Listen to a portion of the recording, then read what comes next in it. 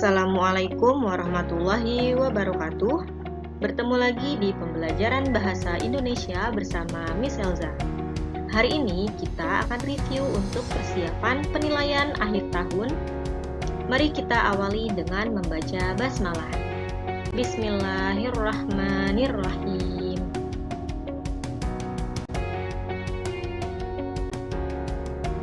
Sebelumnya, selama semester ini kita sudah belajar beberapa teks lanjutan, diantaranya di bab 5 ada teks diskusi, dan di bab ke-6 ada teks cerita inspiratif. Selanjutnya akan kita review kembali materinya. Silakan simak dengan baik ya videonya. Bab 5 teks diskusi, yang pertama kisi-kisinya ada struktur teks diskusi, dan yang kedua kebahasaan teks diskusi. Materi yang pertama pada bab teks diskusi yaitu struktur.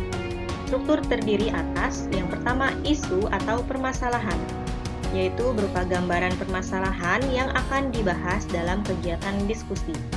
Yang kedua yaitu argumen, baik pro maupun kontra. Argumen yaitu berisi pendapat yang ada dalam permasalahan yang dibahas dalam diskusi. Argumen pro yaitu argumen yang mendukung, sedangkan argumen kontra merupakan argumen yang menentang atau menolak. Dan struktur yang terakhir yaitu simpulan. Simpulan berisi hasil diskusi atau rekomendasi maupun solusi dari permasalahan yang telah didiskusikan.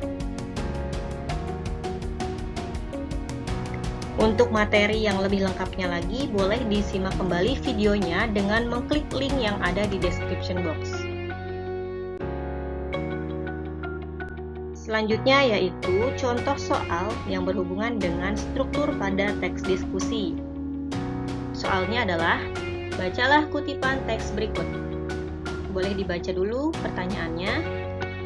Kutipan teks diskusi tersebut merupakan bagian A. Isu, B. Argumen mendukung, C. Argumen menentang, atau D. Simpulan. Jawaban yang tepat pada kutipan itu adalah yang B.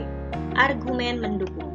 Argumen mendukung itu berarti kutipan ini mendukung terhadap isu yang disampaikan. Isunya adalah berupa perkembangan teknologi. Nah, di dalam perkembangan teknologi ini, penulis menyetujui bahwa dengan adanya perkembangan teknologi dapat menghubungkan manusia sekalipun dalam jarak yang cukup jauh. Contohnya adalah teknologi smartphone. Terus, perangkat ini memungkinkan kita berkomunikasi jarak jauh baik secara audio maupun visual. Jadi, kutipan ini berisi tentang argumen mendukung terhadap isu yang disampaikan.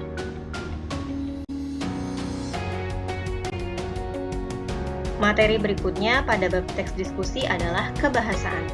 Yang pertama ada konjungsi, yang kedua ada modalitas, dan yang ketiga ada kata rujukan. Konjungsi pada teks diskusi diantaranya ada konjungsi perlawanan atau pertentangan, ada konjungsi sebab atau kausal, ada konjungsi akibat atau konsekutif, dan konjungsi penegasan. Kebahasan yang kedua yaitu modalitas.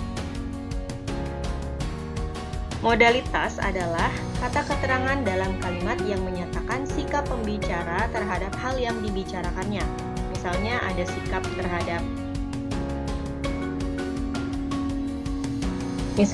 sikap terhadap larangan, harapan, dan lain-lain. Dan kebahasan yang ketiga yaitu kata rujukan. Kata rujukan merupakan kata yang merujuk pada kata lain yang telah diungkapkan sebelumnya sebagai pengganti dari kata aslinya. Tujuan adanya kata rujukan untuk sebagai kepaduan dan keefektifan antar kalimat. Nah, untuk materi kebahasaan pada teks diskusi boleh disimak kembali secara lengkap di video yang ada di description box. Selanjutnya yaitu contoh soal yang berhubungan dengan kebahasaan pada teks diskusi. Soalnya adalah, bacalah kutipan teks berikut. Langsung ke pertanyaannya. Kata itu yang dicetak miring dalam kutipan teks tersebut merujuk pada kata A. Beralihnya masyarakat ke kendaraan umum, B. Beragam tanggapan, C. Banyaknya kendaraan pribadi, atau D. Sumber kemacetan. Nah, kata itu di dalam kutipan ini yang mana? Ada di kalimat yang kedua. Isu itu muncul terkait dengan semakin banyaknya kendaraan pribadi yang diduga sebagai sumber kemacetan. Nah, jawaban yang tepat adalah yang A. Kata itu menjelaskan mengenai kalimat yang disampaikan sebelumnya. Apa yang disampaikan? Berupa isu tentang keharusan masyarakat Indonesia untuk beralih ke kendaraan umum. Nah, jadi jawaban yang tepat adalah yang A. Beralihnya masyarakat ke kendaraan umum. Selanjutnya yaitu bab 6, bab teks cerita inspiratif. Kisi-kisinya yang pertama ada struktur, yang kedua ada unsur intrinsik, yang ketiga unsur ekstrinsik, dan yang keempat kebahasaan.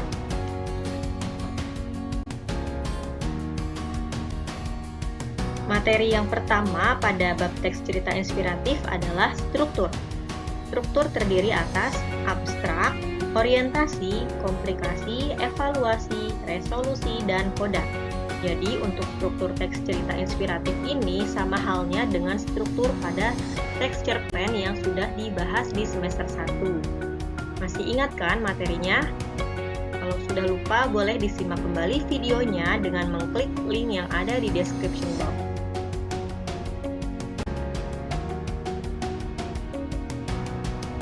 Selanjutnya yaitu contoh soal yang berhubungan dengan struktur teks cerita inspiratif. Soalnya adalah, bacalah kutipan teks berikut. Kutipan tersebut merupakan bagian struktur A. Orientasi, B. Komplikasi, C. Resolusi, atau D. Koda. Nah, silakan dibaca dulu kutipannya, mana kira-kira yang merupakan struktur dari kutipan ini. Jawaban yang tepat adalah yang C, resolusi. Kutipan ini merupakan resolusi. Resolusi dengan koda itu bedanya apa? Kalau resolusi berupa peristiwa yang menyadarkan tokoh tentang kebaikan atau keburukan. Sedangkan pada koda berupa penutup cerita yang isinya mengandung pesan moral. Nah, kalau di kutipan ini berisi mengenai peristiwa yang menyadarkan tokoh tentang kehati-hatiannya kalau mau menolong orang. Jadi jawaban yang paling tepat yang C, resolusi. Materi berikutnya di bab teks cerita inspiratif adalah unsur intrinsik. Di antaranya ada tema, latar, tokoh, penokohan, alur, gaya bahasa, sudut pandang, dan amanat. Sama halnya seperti di bab teks cerpen, unsur intrinsik pada teks cerita inspiratif juga memiliki unsur yang sama. Masih ingat kan materinya? Silakan disimak kembali agar bisa mengingat materinya.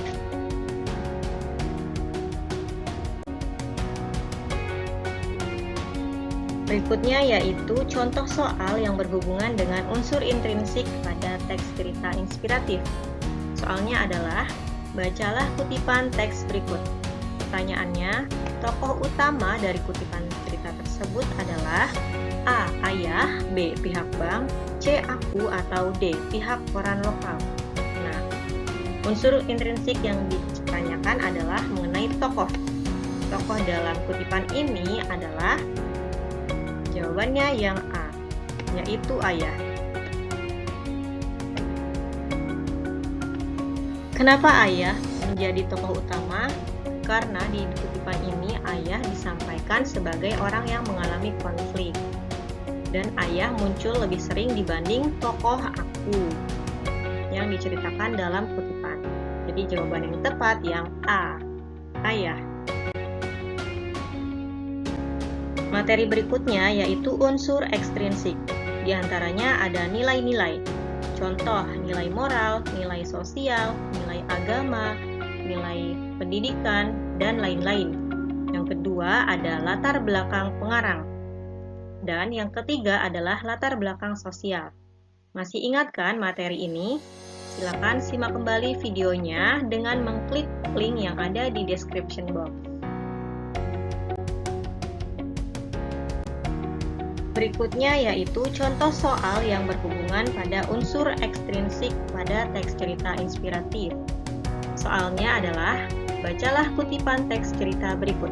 Pertanyaannya, secara tersirat kutipan tersebut menyatakan bahwa A. Kewajiban untuk selalu mensyukuri nikmat Tuhan. B. Perlunya mengasihi sesama. C. Tuhan sangat menyayangi hambanya. Atau yang D. Pentingnya bersedekah. Nah, silakan dibaca dulu kutipannya. Kalimat ini apa sih yang disampaikan? Bu, aku malu kepada Tuhan. Dia terima hanya 10.000, begitu bersyukurnya dia kepada Tuhan dan berterima kasih kepada Tuhan.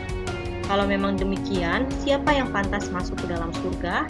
Apakah dia yang menerima 10.000 dengan syukur yang luar biasa, ataukah aku yang menerima jumlah lebih banyak dari itu? Nah, jawaban yang tepat adalah yang A. Kewajiban untuk selalu mensyukuri nikmat Tuhan. Nah, secara tersirat, kutipan ini memang menyampaikan pentingnya bersyukur. Nah, di sini ada kata syukur yang luar biasa dan bersyukurnya dia kepada Tuhan. Jadi jawabannya yang A. Materi terakhir di bab teks cerita inspiratif yaitu kebahasaan. Yang pertama ada kata sifat, yang kedua kata keterangan, dan yang ketiga kata kerja aksi. Masih ingat kan dengan materinya? Silakan simak kembali videonya dengan mengklik link yang ada di description box mengenai kebahasaan teks cerita inspiratif. Berikutnya adalah contoh soal yang berhubungan dengan kebahasaan pada teks cerita inspiratif. Soalnya adalah, bacalah kutipan teks cerita berikut. Kalimat yang menggunakan keterangan waktu adalah A. 1, B. 2, C. 3, atau D. 4. Nah, silakan dibaca dulu setiap kalimat yang ada dalam kutipan ini, lalu cari mana keterangan waktu. Jawaban yang tepat adalah yang A. Keterangan waktu ada di kalimat 1, yaitu ketika akan berangkat sekolah tanggal 3 Desember yang lalu. Nah, kata yang digarisbawahi ini merupakan keterangan waktu. Jawabannya yang A. Alhamdulillahirrabbilalamin. Cukup sekian review pembahasan materi persiapan penilaian akhir tahun. Selamat belajar semuanya. Semoga dengan adanya video ini bisa bermanfaat dan membantu kalian untuk mengingat kembali materinya. Apabila masih ada yang ingin ditanyakan, silakan bisa menghubungi Miss Elza.